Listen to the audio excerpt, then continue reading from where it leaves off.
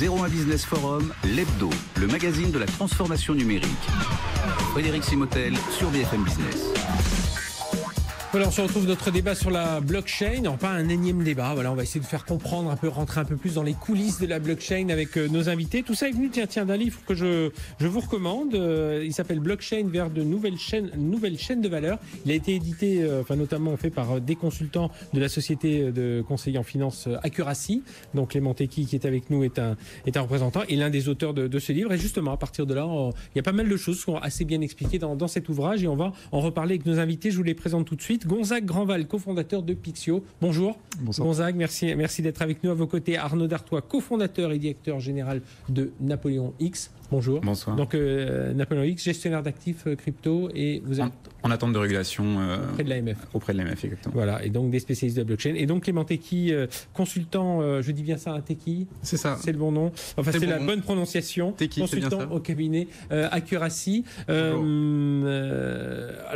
Clément, il y a un des chapitres là qui s'appelle La ruée vers l'or digital. Alors, je vais citer blockchain vers de nouvelles chaînes de valeur.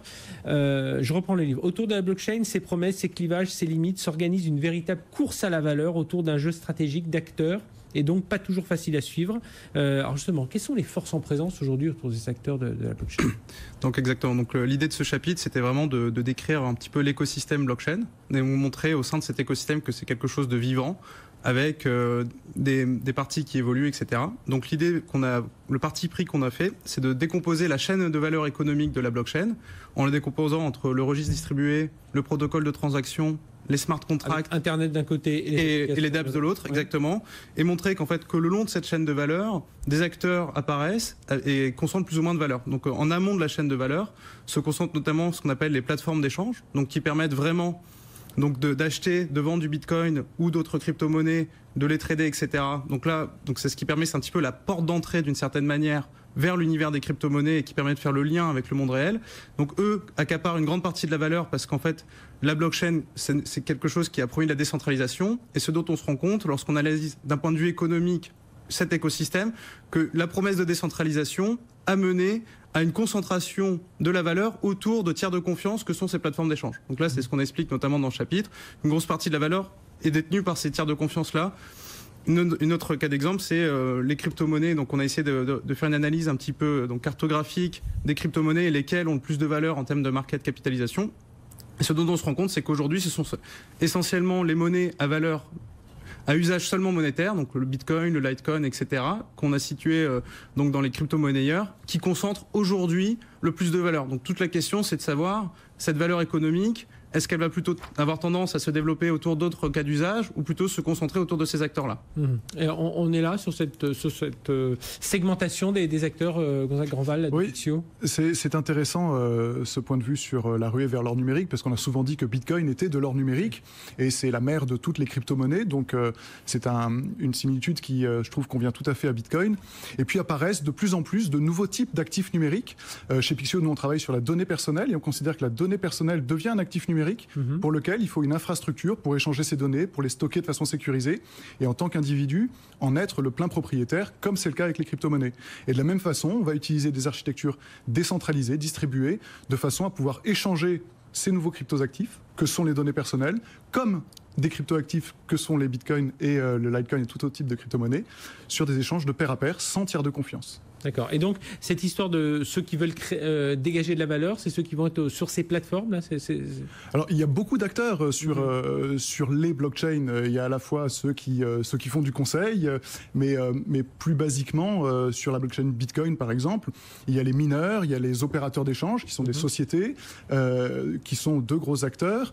Il y a également ensuite beaucoup de services qui se développent autour de ces chaînes. En France, on parle souvent de Ledger, qui crée des composants électroniques pour le stockage des crypto-monnaies. Voilà différents types d'acteurs qui interviennent. Et puis, des acteurs d'infrastructure, comme nous le sommes, sur les données personnelles, pour pouvoir créer ce nouveau réseau d'échange de données personnelles. Ça veut dire, Arnaud Dartois, qu'aujourd'hui, lorsqu'on voit, alors on parlait des crypto-monnaies, de cet univers financier, il y a d'ailleurs tout un gros chapitre dans ce livre sur la partie financière, mais tous les secteurs de l'économie aujourd'hui sont impactés. Si on commence à parler des données personnelles, ça y est, ça peut être la santé, ça peut être... Alors on entend souvent dans le droit, des notaires qui racontent tout ça, dans l'immobilier, même dans la voiture, le catalogue de maintenance des voitures. Ah oui, la blockchain, ça permet en fait, c'est un nouveau tiers de confiance complètement décentralisé qui est technologique en fait. Et c'est ça qui est assez extraordinaire et complètement nouveau. Donc effectivement, vous parlez des notaires. Un des usages de la blockchain, c'est de notariser, authentifier et certifier avec un eurodatage n'importe quelle donnée en fait.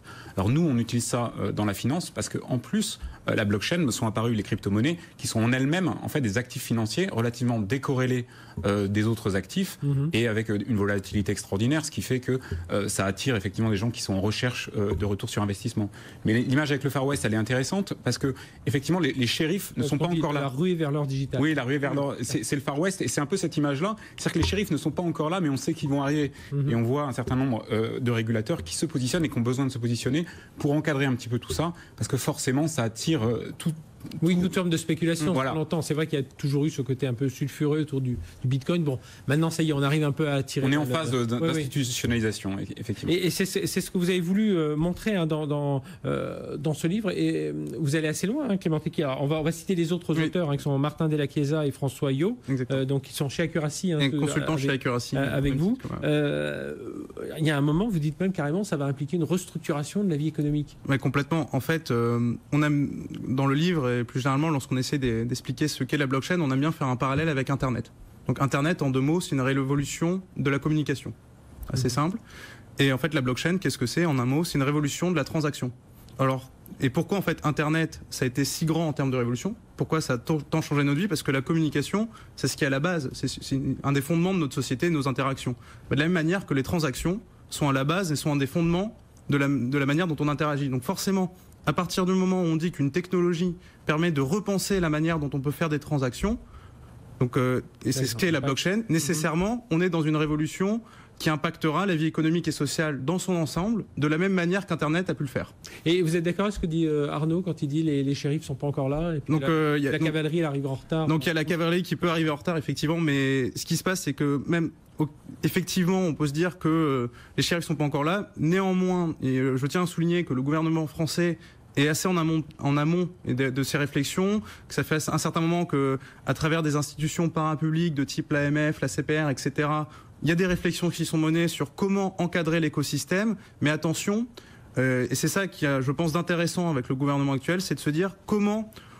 on peut encadrer l'écosystème sans le tuer dans l'œuf. C'est ça qui est très important, c'est-à-dire qu'ils sont réellement à l'écoute des start-upers, réellement à l'écoute des experts du marché, etc., pour comprendre quelles sont les problématiques et comment encadrer ces problématiques avec un cadre juridique suffisamment flexible et qui permet donc de laisser les start-upers et les investisseurs développer cet écosystème qui est un enjeu stratégique pour la France et pour l'Europe.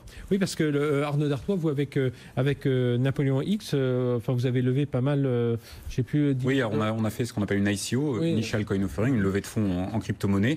En début d'année, on a levé un peu plus de 10 millions d'euros. Ce qui nous a permis effectivement... Donc c'est du vrai argent, enfin voilà. Alors, quand on dit tout se structure... Voilà. Et nous, effectivement, on parie sur le fait que les shérifs vont arriver. On attend ça parce que c'est l'Internet de la valeur. Et la valeur, c'est on joue de l'argent. Enfin, on a de l'argent là. Et donc, il y a beaucoup, notamment sur les ICO, beaucoup d'arnaques qui sont apparues. Et c'est vrai que le gouvernement français et l'AMF en particulier a donné une réponse extrêmement intéressante en interrogeant les acteurs en fin d'année avec la consultation qui a eu lieu en décembre, Unicorn, plus de 80 réponses, c'était extraordinaire. Et là, la loi Pacte, effectivement, des amendements qui passent pour encadrer ça avec un visa optionnel très intéressant. Avec un côté, ce que disait Clément Techie à l'instant, Arnaud Dartois, c'est on reste un peu, c'est pas trop rigide, quoi. Oui, tout à fait. C'est cette flexibilité. Donc c'est ce que lui demandaient finalement les acteurs. Un visa optionnel, mais qui permet aux acteurs d'opposer leur sérieux et le sérieux de leur projet. Gonzague Grandval, ça fait un moment que vous suivez évidemment ces technologies, là, notamment là en ce moment avec Pixio. Ça veut dire que toutes les entreprises aujourd'hui, elles doivent vraiment conseiller, les entreprises qui nous entendent, vous leur dites toutes, allez, il faut que vous alliez voir, peut-être en lisant ce livre au moins, pour essayer de comprendre, mais il faut que vous alliez voir ces technologies parce que, oui, il y a l'univers financier, mais il y a tout un tas d'autres domaines qui peuvent intéresser votre secteur et... Ouais, si vous ne le faites pas aujourd'hui, d'autres le feront pour vous. Il y a beaucoup de choses. On va fêter le mois prochain les 10 ans de Bitcoin. Donc, on est sur une technologie qui a déjà 10 ans. C'est plus une innovation de l'année dernière. Ça a 10 ans. C'est assez établi. Et autour de Bitcoin, se sont construits beaucoup de solutions pour les entreprises ou pour les particuliers. Et pour moi, ce qui sous-tend toute cette révolution liée au blockchain et à Bitcoin en particulier, c'est vraiment la réappropriation par l'individu de ses données, de son argent. C'est le fait qu'avec Bitcoin, on devient propriétaire de son argent. Et c'est la tendance que nous suivons à Epixio, c'est que aujourd'hui, l'individu va redevenir propriétaire de ses données personnelles et c'est lui qui va décider ce qu'il en fait sans qu'un tiers le décide à sa place. Donc ça veut dire l'individu ou l'entreprise, si je vous regarde un regard plus c'est vraiment la réappropriation des actifs qui jusqu'à présent étaient confiés à des tiers, désormais peut être confiés par l'individu ou l'entreprise directement, sans faire appel justement à des tiers de confiance. Et ça c'est très important parce que ça dessine justement la société de demain qui fonctionnera davantage de pair à pair, où on utilisera des réseaux directs comme toutes les blockchains. D'ailleurs on parlait tout à l'heure d'une startup qui s'appelle Lydia, là où on se paye directement. Voilà. Ah mais Lydia est une startup, un intermédiaire. Là il s'agira, comme si on fait une transaction Bitcoin tous les deux, il n'y a personne entre nous, il y a juste vous et moi. Et bien c'est la même chose sur d'autres domaines applicatifs des blockchains. On supprime le tiers de confiance pour communiquer directement, donc sur tout type de données. Et Clément Tequier, alors vous identifiez toujours dans le livre, c'est 4 facilitateurs d'appropriation, il y a les accompagnateurs, les échangeurs, les régulateurs, les coffres-forts, donc régulateurs on comprend bien, coffres-forts c'est ceux qui vont tout stocker. Alors coffre-fort, donc je rebondis un petit peu sur ce que vous disiez tout à l'heure, parce que effectivement en fait lorsqu'on analyse le système par exemple du Bitcoin, le Bitcoin, il n'est pas seul en lévitation, il y a un certain nombre d'acteurs, donc des producteurs que sont les mineurs, c'est-à-dire que des personnes qui sécurisent le réseau en mettant à disposition une puissance de calcul. Et donc, face à cette mise à disposition d'une puissance de calcul, ils sont rémunérés en Bitcoin. Et il y a les consommateurs. Donc nous, ce qu'on a considéré que les mineurs, en fait, étaient des coffres forts, parce que c'est vraiment eux qui permettent de sécuriser l'écosystème, et également Ledger. Ledger, en proposant des clés de cryptographie qui permettent de stocker des crypto-monnaies en dehors des plateformes d'échange, effectivement, permettent de sécuriser l'environnement. Après, il y a ce qu'on a déjà parlé en introduction, il y a les plateformes d'échange, eux, qui permettent vraiment de faire vivre aujourd'hui le réseau, de faire vivre les échanges, les régulateurs assez facilement, donc donc c'est vraiment tout ce qui est l'AMF, etc. Donc voilà, c'est comme ça, c'est cette manière que se dessine un petit peu l'écosystème, avec tous ces acteurs qui n'ont pas directement une technologie liée à la blockchain, c'est-à-dire qu'ils n'utilisent pas la blockchain, Ledger n'utilise pas la blockchain, les régulateurs n'utilisaient pas la blockchain, les mineurs n'utilisent pas directement la blockchain, et pourtant ils développent cet écosystème dans son ensemble. Donc un peu de la même manière que lorsqu'Internet s'est développé, il a fallu des installeurs de réseau, des fournisseurs d'accès, etc. Donc là, voilà, il y a un foisonnement autour de l'écosystème qui existe aussi. Et ce dont on se rend compte également, c'est que ces sociétés qui se développent autour de l'écosystème captent une grande partie de la valeur. Preuve en est avec Ledger qui a réussi à lever près de 70 millions d'euros en equity et qui développe un vrai chiffre d'affaires avec un certain nombre d'argent qui est bien créé. C'est ça, Arnaud Dartois, il faut casser aussi cette idée que l'on a quand on parle de la blockchain, que c'est une superposition de briques technologiques et tout ça. Il y en a évidemment, on l'a bien compris. Mais... Oui. Est-ce que ce dont les gens ne se rendent peut-être pas compte, c'est qu'aujourd'hui on est vraiment en train de faire les infrastructures de couches basses. C'est-à-dire toutes les couches supérieures, elles sont en train de se développer. Il y a beaucoup d'acteurs comme Gonzague, par exemple, qui travaillent dessus pour rendre ça beaucoup plus facile en termes d'expérience utilisateur. Aujourd'hui, c'est très compliqué, mais aujourd'hui, c'est comme quand Internet, vous n'aviez pas Google, vous n'aviez pas d'opérateur de mail. Il y avait des gens qui utilisaient Internet à ce moment-là, mais c'était beaucoup plus compliqué. Ils utilisaient des scripts et des choses comme ça. On en est là au niveau de la blockchain. Ces acteurs-là sont en train de développer ces solutions qui vont permettre l'accès au plus grand nombre et vraiment l'explosion, je pense, des usages liés à la blockchain. Et alors, qu'est-ce qui va pouvoir aider les entreprises, Gonzague Grandval, à aller vers ce... Alors, je crois que dans le livre, vous les appelez, alors, c'est pas c'est les process winners, c'est ça ? C'est exactement. C'est ceux qui vont accompagner les entreprises. Comment... Qui ces gens-là ? Moi, j'ai pas de recette magique. Non, quel est le profil aujourd'hui se développe un nombre incroyable d'initiatives d'entreprises autour du sujet des blockchains, des crypto-monnaies et de tout ce qui gravite autour. Arnaud parlait du phénomène des ICO, qui est un mode de financement que Pixio aussi a pratiqué et qui permet justement de développer sa société de façon moins conventionnelle qu'on ne le faisait jusqu'à aujourd'hui. Et donc, il y a une profusion d'initiatives d'entreprises dans le domaine des blockchains et des cryptos qui est incroyable aujourd'hui. Donc, il n'y a pas besoin de grand-chose. La régulation, elle arrive et elle va faciliter un certain nombre de développements. Cependant, les développements techniques vont tellement plus vite que la régulation qu'il va falloir qu'elle s'adapte perpétuellement à ces développements. Et on est vraiment dans une tendance de sprint au long terme. Et on voit courir tout le monde actuellement autour de ces sujets. C'est assez grisant. Oui, c'est exactement ça. Comme vous disiez, la technologie avance plus vite que les idées qu'on peut avoir de cas d'usage. C'est... Exactement. Donc, pour revenir au process winner que vous évoquiez tout à l'heure, en fait, l'idée, c'est de se dire aussi, on a essayé d'identifier dans cet écosystème quels sont les acteurs finalement qui se structurent autour d'une offre d'accompagnement pour les grands corporates.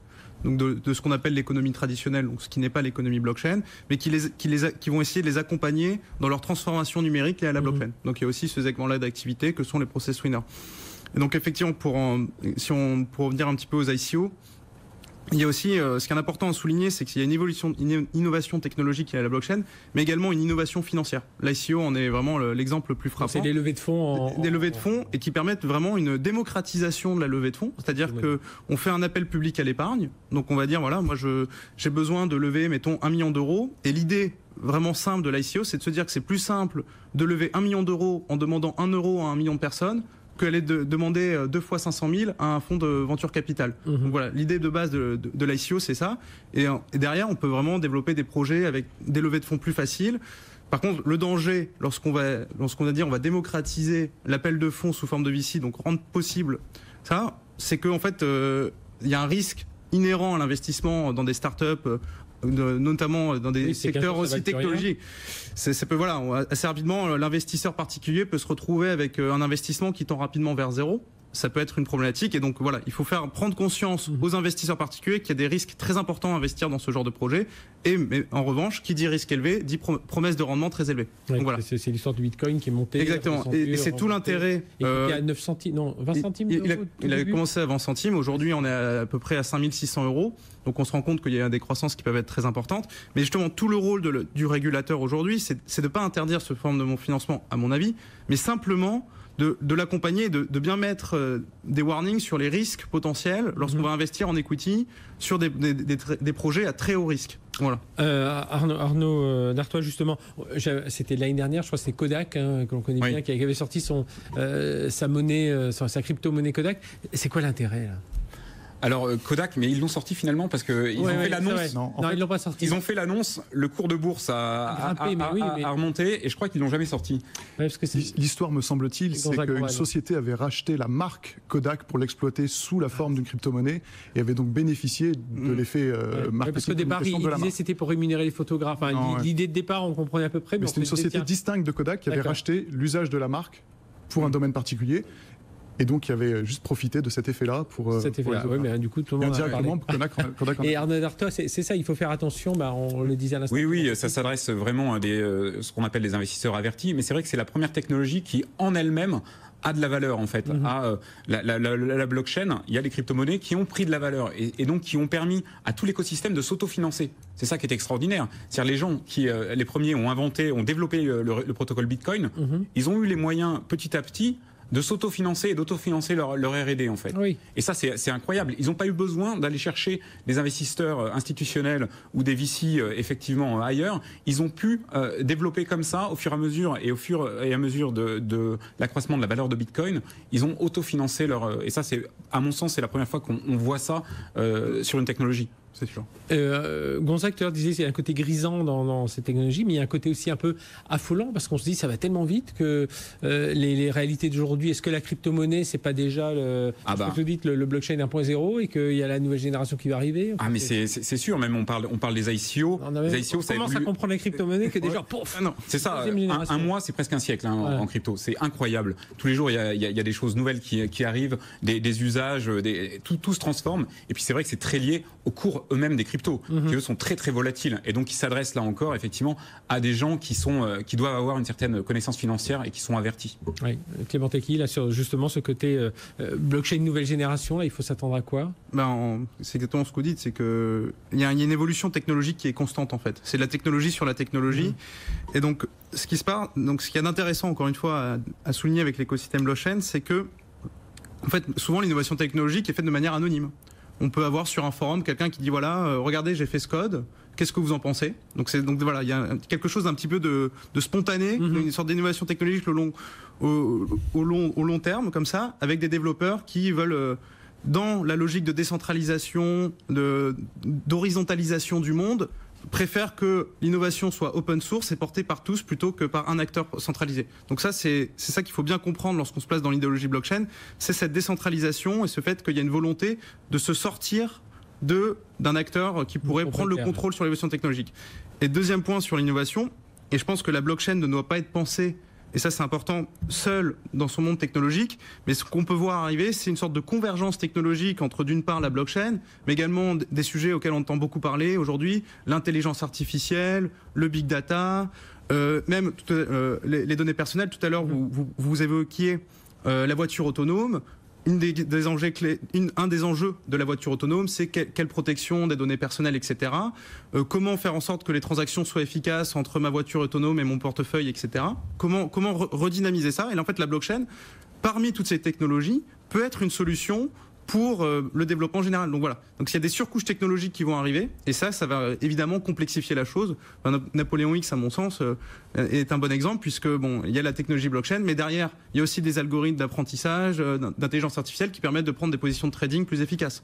Et alors, Gonzague Grandval, pourquoi ça n'avance pas plus vite globalement? Est-ce que c'est parce que voilà, on attend des acteurs comme Pixio, comme dit Arnaud Darto tout à l'heure, pour vulgariser un peu l'accès à ces crypto-monnaies, à cette blockchain? Alors moi, je pense que ça avance très très vite, que je pense que le monde est en train de changer avec l'avènement de ces technologies, et qu'on passe pas d'une ère à une nouvelle ère en 2 ans. Il n'y a pas d'effet marketing, il y a beaucoup de travail, il y a beaucoup de technologies, il y a beaucoup de développeurs. Si on fait la comparaison avec Internet, il faudra regarder la première époque, les années 60 Internet, et puis... Regardez aujourd'hui, si on parle des crypto-monnaies, ça devient un sujet dans tous les établissements financiers dans le monde entier.